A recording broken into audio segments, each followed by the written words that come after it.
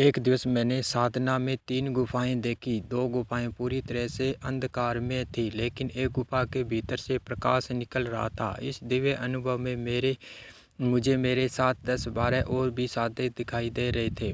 तभी वहां महाराज श्री प्रकट हो गए। जिस गुफा के भीतर से प्रकाश निकल रहा था, उसी की ओर इशारा करते हुए महाराज जी कहने लगे, तुम सभी को इस गुफा के भीतर जाना है।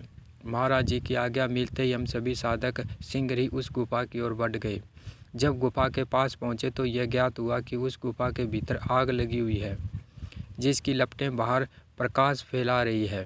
इससे पहले कि हम कुछ सोचते या फिर अपनी बुद्धि के जाल में उलझने का प्रयास करते, महाराज जी का स्वर फिर से गूंज उठा, इस आग में से तुम सभी को निकलना है।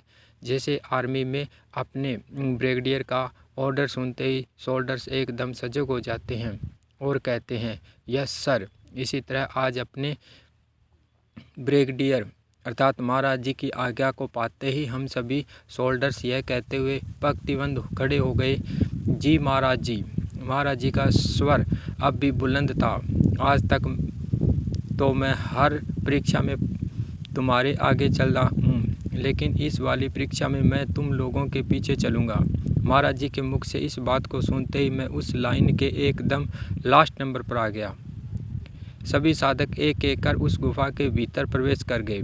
उस समय महाराज जी ने लाल रंग के वस्त्र धारण किए हुए थे। आगे साधक और पीछे पीछे उनकी हर बाधा को दूर करते उनके महाराज जी अपने सर्जन सेनानियों का मनोबल बढ़ाते हुए महाराज जी बोले, जानते हो इसमें से निकलने के बाद आपको क्या प्राप्त होगा? मैंने एकदम से कहा, नहीं महाराज जी। महाराज जी बोले, जब स्वर्ण को अग्नि में डाला जाता है तब वहाँ 2 प्रक्रियाएं घटित होती है। पहली, उस धातु के भीतर जितनी भी अशुद्धियाँ होती है वे सभी समाप्त हो जाती है, अर्थात अग्नि के संपर्क में आकर जल जाती है। दूसरी, इस प्रक्रिया से गुजरकर सोना कुंदन बन जाता है। ध्यान रहे, परीक्षा की इस अग्नि से गुजरकर तुम सब भी अपनी अपवित्रताओं को त्याग कर निकल जाओगे। तुम्हारा व्यक्तित्व कुंदन की भांति चमक उठेगा। उस गुफा के भीतर से निकलते हुए हमें तो अग्नि की तपिश का अनुभव हो रहा था, परंतु महाराज जी पहले की ही भांति एकदम सहज व आनंदित जान पड़ रहे थे। क्या महाराज जी पर इस ताप का कोई प्रभाव नहीं पड़ रहा था?